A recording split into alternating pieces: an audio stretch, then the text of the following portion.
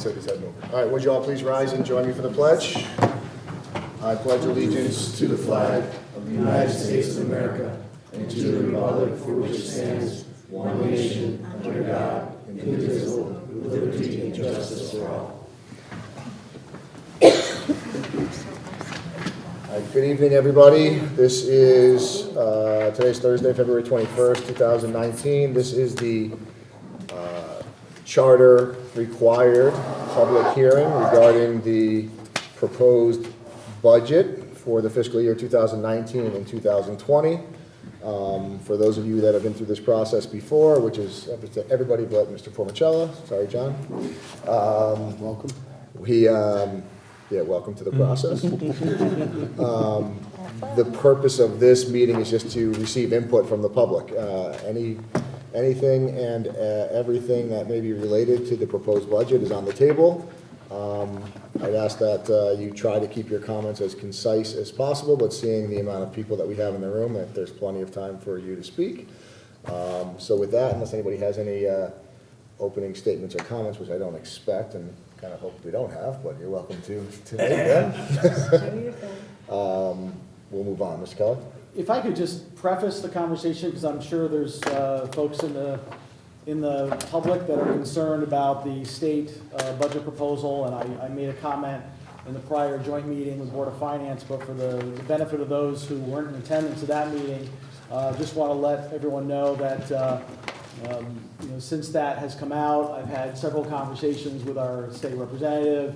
I actually had an excellent conversation through the assistance of State Representative Straczynski with the ranking member in the House on the Appropriations Committee, and we're cautiously optimistic that we have some open lines of communication, and we're going to continue to go down a path to try and ensure that the voice of Monroe is heard, because I'm certainly concerned with the impact as proposed, and we want to do everything possible to make sure that there is, that we're treated fairly relative to other communities in the state. The other update was that this morning I was at a meeting with the Connecticut Conference of Municipalities, and we had a presentation from the Governor's Chief of Staff, and I plan on taking him up on an offer to meet individually to discuss concerns we may have relative to the budget as proposed and impacts to our communities and ideas we have in that regard. So just wanted to make sure that everyone was aware that this process, it's at the very beginning stages. It's got a lot to go through in the state legislature, so we won't have certainty on where the final impact lies for some time, but the point is that there is a lot of discussion that is ongoing, and I'm at least encouraged that the conversation is being welcomed, and we'll continue to fight hard for our community and our residents and our taxpayers. Thank you, Mr. Kellogg. With that, we'll open the floor up for the public hearing. So if you wish to be heard, just come forward, please. Name and address for the record, and fire away. Mr. Kirsch? Can always count on you. Thank you. I'd like to let anybody else go first. That's fine by me. Steve Kirsch, 35 Applegate Lane. Thank you, Mr. Chairman. I have just a few comments. First of all, I think this was a very good budget overall, and I think that really is maybe the most important thing. But I do have a couple of issues. The first, and I'm going to use the first selectman's presentation. The first item that I question is on page 8 under the expenditures. The key drivers is the pension. And my question really is, does this budget make any progress toward closing the underfunding gaps that we had? Now, I was at the Board of Finance meeting last year when the audit was presented, and they went into a whole discussion about how our pensions are funded, and even Chairman Manjo said on the phone today, yeah, we're good, we're like where the other towns are, but we are still underfunded. And one of the things I think we have an obligation to do is over time, we're not going to get there in a year, we're probably not going to get there in 10 years, is to begin to have a plan where we actually try to get fully funded or very close to fully funded. So my question is, not are we just seeing a savings in this budget of $121,000 because of a reduction in the actuarial numbers, but are we actually funding it at a level that is going to make progress to closing it? And I think we should do that really across the board for all of the pensions that we have. My second comment is on relates to page 10, and that's the undesignated fund balance. We have been at a Board of Finance policy of between 5 and 10% for many, many years, going back to when we were well under the 5% limit. A number of factors, as you know, have taken us to the point where we're now sitting at around 14%. There is an actual target that's considered best practices, and that's 16%. And again, that comes from the presentation to the Board of Finance last year. And while I'm not suggesting that we hit 16%, I would like to see us raise that range from 5 to 10% to between 9 and 13%.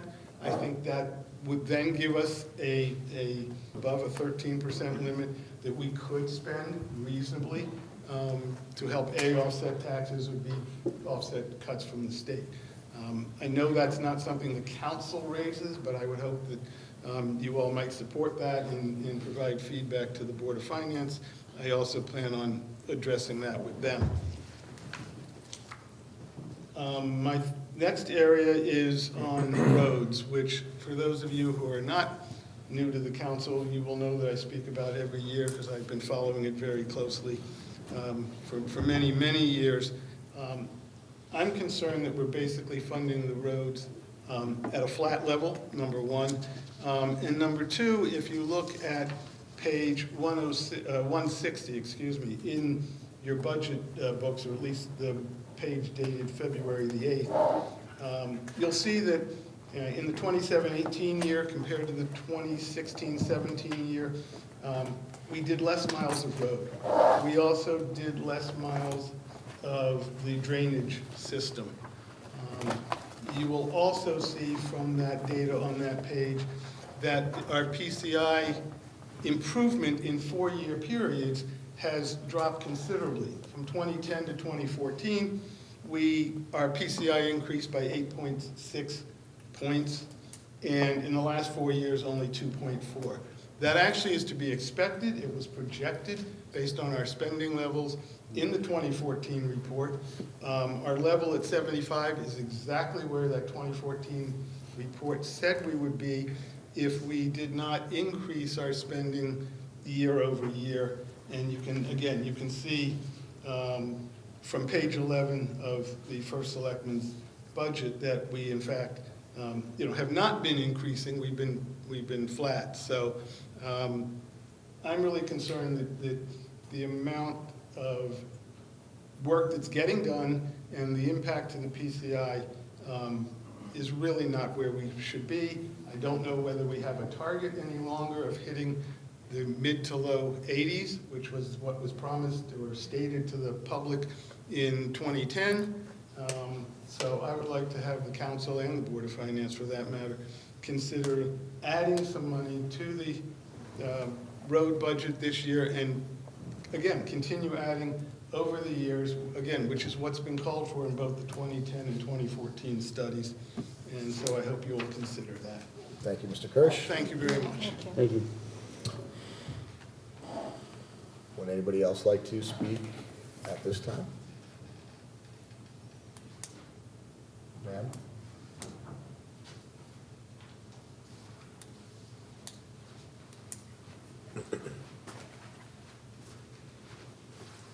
Good evening, Lois Spence, 29 Partridge Drive, Chairman Lito, members of the Town Council. I'm a member of the Inland Wetlands Commission and a tax-paying adult for 40 years, not just a resident for 40 years, but a taxpayer. There's a big difference there. As luck would have it, I started on the commission 12 and a half years ago at the same day as Scott Schatzline, our town engineer and wetlands agent. I see that this budget proposal includes his removal as our wetland agent, replacing him with our now part-time wetlands enforcement agent. In my opinion, this is a big mistake. It upsets me greatly that all the commission members were not consulted or even forewarned that this change was proposed. It's a big, important change, and it's disturbing that it was done without the knowledge of the commission it would most affect. Mistakes or omissions made now can last for decades, not only environmentally, that can last forever, but that's not the subject. For a period of time between 2003 and 2006, the Wetlands Commission was without an agent. They had a part-time agent for a little while, although he appeared to have some decent qualifications, didn't have the expertise, he was very inexperienced and insecure. He didn't know how to keep good records, etc. He didn't last long, but the mistakes he made then caused problems that are still popping up today, 13 years later, causing staff and the commission to spend unnecessary, valuable time to clean up those errors. Had the job been executed by an adequately experienced and trained agent in the first place, a great deal of time and therefore money could have been saved. Few people in town truly understand the whole wetland process, even though they think they do. Scott does. His combined P&Z, wetlands, and engineering experience proves regularly to be an extremely valuable asset, as those three disciplines are heavily intertwined. By addressing some P&Z issues during the wetlands phase of the application process, he very frequently heads off things that could become seriously problematic in a later stage of the process, issues that may have even required an applicant to come back before wetlands because of a P&Z rejection. This saves time and money on all fronts. If you want me to take the time to give you an example, I'll be glad to, but I don't want to waste anybody's time. This has actually happened a lot of times, and I can't even start to tell you how many potential issues he has prevented. He notices very important things that we as laymen do not, knows what important things to look for, test holes where they need to be dug to ensure that drainage will happen and all that stuff. Knowing the P&Z requirements is an important asset here. He catches engineering errors, and there are many of them, so they can be fixed before the commission even sees the application. It's a huge time saver and a money saver for us and the applicant. The written comments he provides to the commission, as well as the applicant, serve as an administrative and technical punch list, so everyone knows what still needs to be done. Something else many people don't realize is that we are one of the most legally bound commissions there are. Our parameters from the state are quite strict, and every single thing we do is open to legal scrutiny. One of the most important jobs and expertises, if that's a word, that Scott possesses is his knowledge of this legal system, what can be done and what can't be done, what our legal boundaries are as commissioners, and he always tells us when we're venturing too far. The approval letters that he drafts for us are succinct and deliberate, not open to interpretation and misconception, and as far as we know, legally solid. Some towns in our state actually require lawyers to draft their letters. It takes many years of experience to learn how to do this properly. It can't be learned and absorbed in just a couple seminars. In the work of such a legally bound commission, having an experienced agent is key. Removing Scott as our agent, replacing him with our current wetland enforcement person, in my mind, is similar to the town council going to executive session, replacing the town attorney with a paralegal. Sure, the paralegal has some training and is pretty well aware of legal stuff, but it's just not the same thing. Mistakes on the part of our staff or commission could open us to a number of lawsuits that could cost us many thousands of dollars and hundreds of hours of staff time preparing for said lawsuits. Now, I don't know why or how this decision was made to remove him as our agent. Nobody asked any of us how valuable we feel his services are to us, which duties he has that are essential, which ones could perhaps be changed or offloaded to someone else to free up some of his time. Compromise is possible, as is sharing. And if I'm reading the budget correctly, we'd be saving approximately $33,000 in total. $30,000 for engineering an unnamed and unexplained DPW project. I have no idea what that is. And $3,300 and change in salary. That amount could easily be dwarfed by just the legal fees in our first lawsuit. Add to that the lost staff time, well, you get the picture. Let's not be penny wise and pound foolish. Thank you very much for your time. Thank you, Ms. Spence. Anybody else?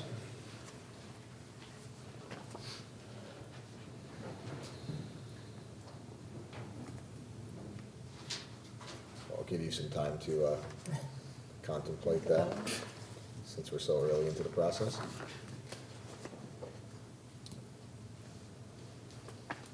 Anybody else? I knew someone would consider Sid. I knew it'd be Barb. Karen won't get up there. Barbara Farr, 233 Meadows End Road, Monroe. Sorry, again? 233 Meadows End.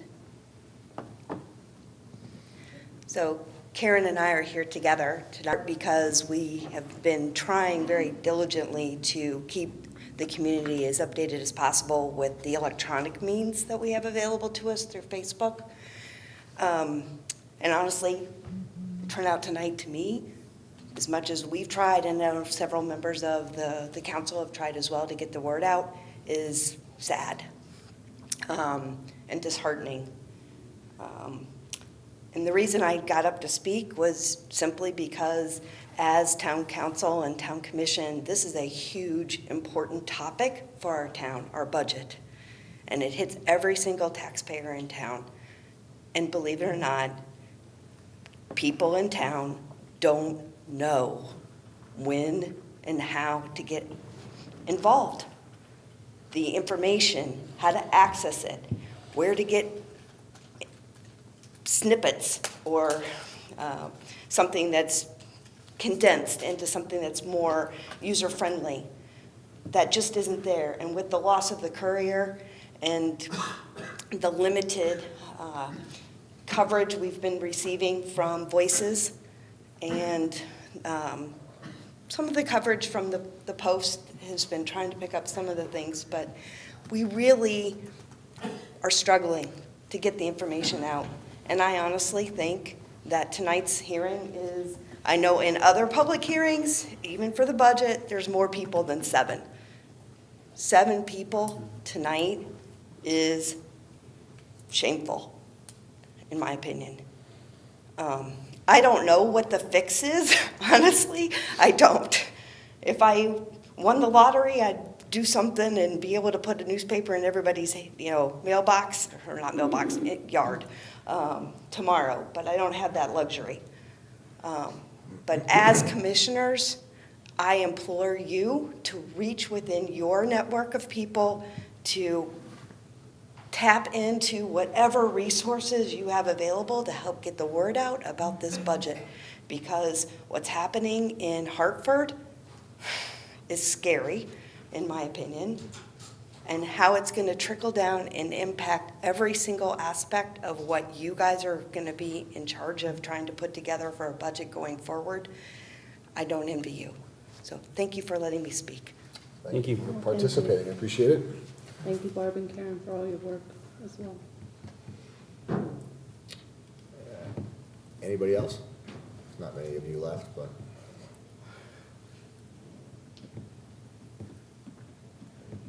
We can see if it works again. All right, last call, anybody else? All right, seeing nobody further, I'm gonna close the public hearing.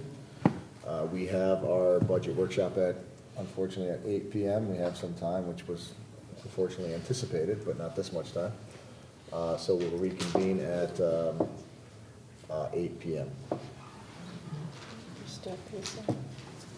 There's still a pizza. It's colder than it was, but it's still there. There is a microwave. Oh, there it is. Now we're talking microwave pizza. Microwave pizza. Thank you for coming, everybody.